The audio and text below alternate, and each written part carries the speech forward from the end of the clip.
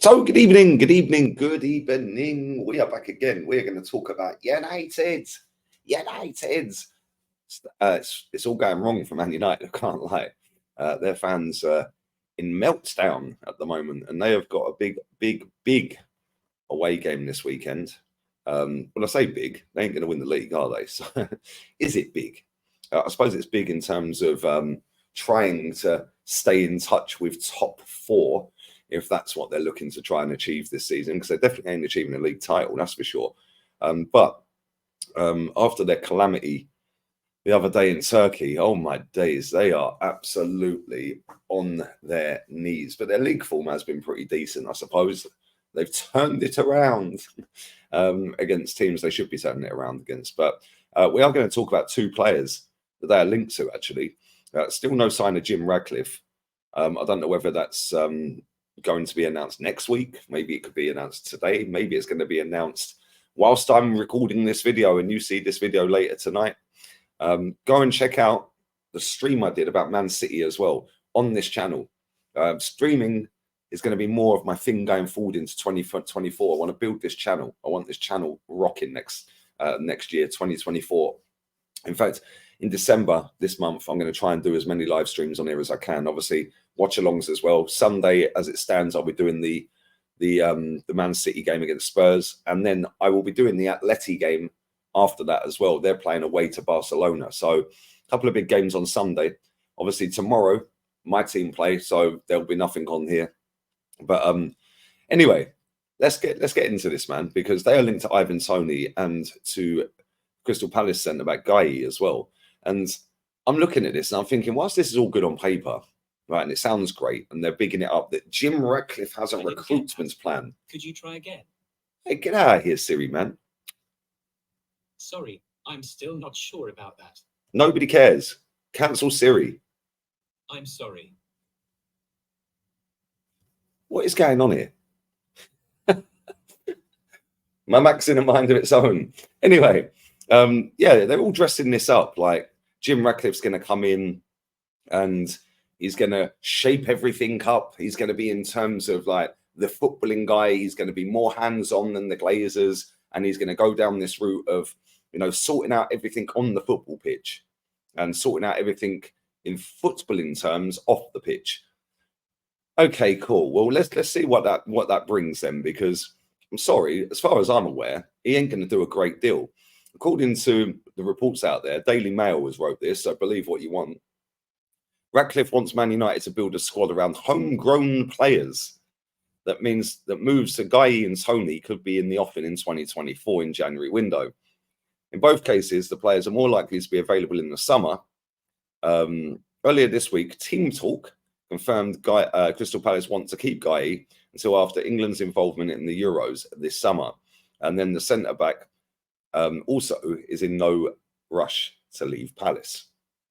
As for Toney, the Brentford frontman has been unavailable to play all season due to a ban for betting offences and will return to action in January. Then there will be plenty of interest in his signature. Obviously, Arsenal and Chelsea are also interested in Toney, for example, but Brentford have been keen to renew his contract before 2025, which, even if that is, it's just to strengthen their negotiations. Let's be real. By the summer, Man United might fancy their chances more of competing for deals with Toney and Guehi. In Toney's centre-forward position, Man United invested heavily in Rasmus Højlund from Atalanta in the summer, but is not a player worthy of his price tag that they've paid for him just yet.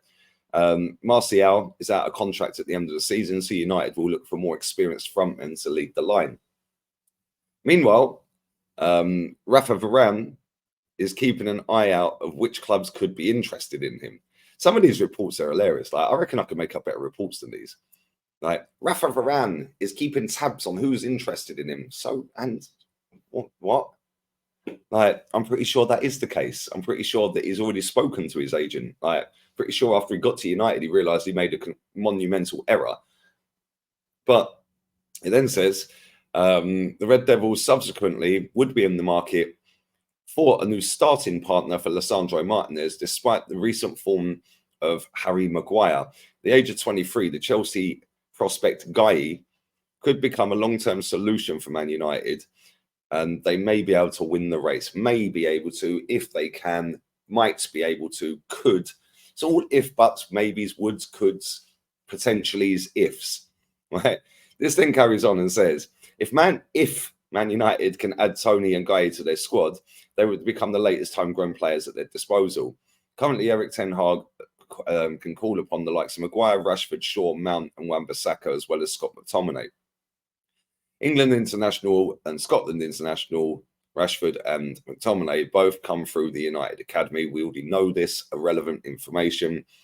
The report explains that Man United will be looking to sign more players with a British core if they are good enough, despite believing the English market is inflated. Well, that totally contradicts the previous sentence then.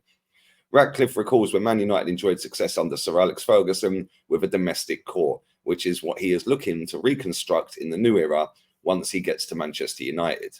Now, listen, Jim Ratcliffe's going to come into that football club and it is a mess. I'm sure he already knows the mess that he's walking into. But at the same time, you've got to be dumb if you go Man United right now. I'm sorry. Like, if you're at Crystal Palace, like Guehi, then yeah, maybe I could see why you go there. As for Ivan Toney at Brentford, yes, Brentford, I'd say I'll put them in the bracket of Palace. Yeah, they're around mid-table. They're never going to win anything. And he's a decent striker, which tells me he ain't going to Man United. Guehi's a decent centre-back, but he's a lot younger than Ivan Toney. Ivan Toney's going into, 27, 28 years old now. This is his last real big contract. And I'm pretty sure that he's going to want to test himself in the Champions League. He's going to want to have a go at titles and, challenges like that. So there's no way in a million years I see Ivan Toney going to Man United. Yeah, Guehi potentially. But again, if people are in for centre-backs in January and the summer, it's not just going to be Man United. And what is so attractive about Man United right now? The training ground's crap. The stadium leaks. The toilets are overflowing with piss. There's rats running around the pitch.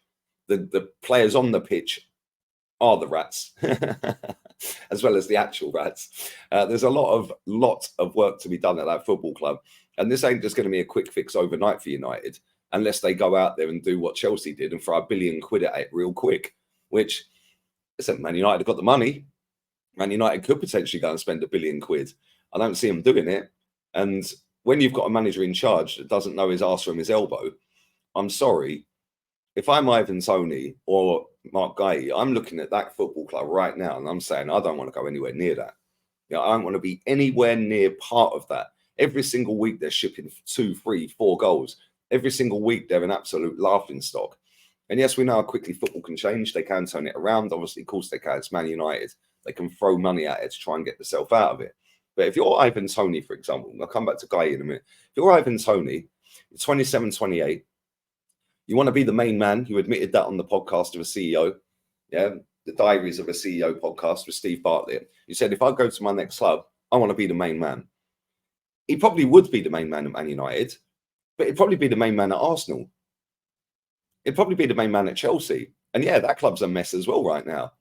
So if Arsenal, Chelsea or Man United come in for you, where are you going? Because if it's me, I'm picking Arsenal. I could be the man that could elevate Arsenal just over that line past Man City. If I'm going Man United, where are you elevating them to? You ain't elevating them to a title. You might get them in a title charge. You might get them into closer to the top, but you ain't elevating them no matter how many goals Toney can bag. You ain't elevating that team into a title-winning team. Yeah, same with Chelsea. You ain't elevating Chelsea into a title-winning team. And now the Premier League teams that are there or thereabouts, yeah, them three, you could throw Tottenham in the mix. They need to replace Harry Kane. I know they've signed players, but they still need a marksman up front. Are they going to elevate Tottenham into a I don't see that either. So there's 4 clubs there. Out of 4 of them, if Arsenal go in for Toney, I'm adamant we get him. Yeah, maybe I'm just being deluded with it, but I'm adamant we'd get him. I don't think he'd go anywhere near Man United. I can't lie. As for Guehi, the step up from Crystal Palace to Man United, 23 years old? Yeah, I could totally see that, but not 27, 28. Yeah, you want to go to a club that's already stable, secure, like there or thereabouts, and we have been Arsenal the last season and a half. I don't really want to walk into an absolute mess and hope that you're the man to get them out of it. And even if you do get him out of it, where's it getting you? Yeah, as for Guehi, he's young enough to be able to go there and be part of a rebuild, part of a new generation. Whereas for Toney is now the finished article, and wants a finished article club, in my opinion. So, yeah, it's going to be very interesting to see what happens in January. I actually believe Toney will leave in January as well, and I actually think Arsenal will get him. But you never know. You never know. Football moves in mysterious ways, man. People would look at it and say, yeah, Arsenal, like I am. But then what if Arsenal don't come in for him? What if it is only Man United that come in for him? What if it is only Tottenham that come in for him, or Chelsea? Maybe then he has to take a choice. Do I wait till the summer, or do I go now? I don't know. Let me know your thoughts in the comment section, people. Be interesting to know what you guys think. And I'm going to be going, the streams would have already been done. I'm about to go live in a minute on the main channel, press conference reaction. And then I'll be live on the Reacts channel, this one, straight after that. And then I'm live with Rants on his channel. So go and check out all the streams as well. And I'll be back again tomorrow on the main channel. Obviously, it's match day. My team play Wolves. And looking forward to that after a 6-0 win in midweek. That was actually proper football. Proper football. That's what I want to see. Decent, proper football. And that is something I can get behind. That is something I can celebrate. And that is something that I will enjoy. But it has to lead to something now.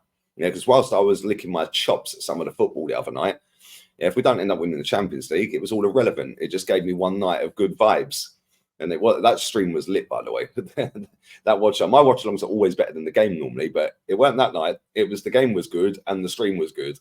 Anyway, smash the likes up, sub to the channel. There's going to be plenty more live streams on this channel as well. And like I said, I'm doing the Spurs away game to City, and I'll be doing Atleti both on Sunday evening as well. So come and check them out, and have a blessed day. Laters.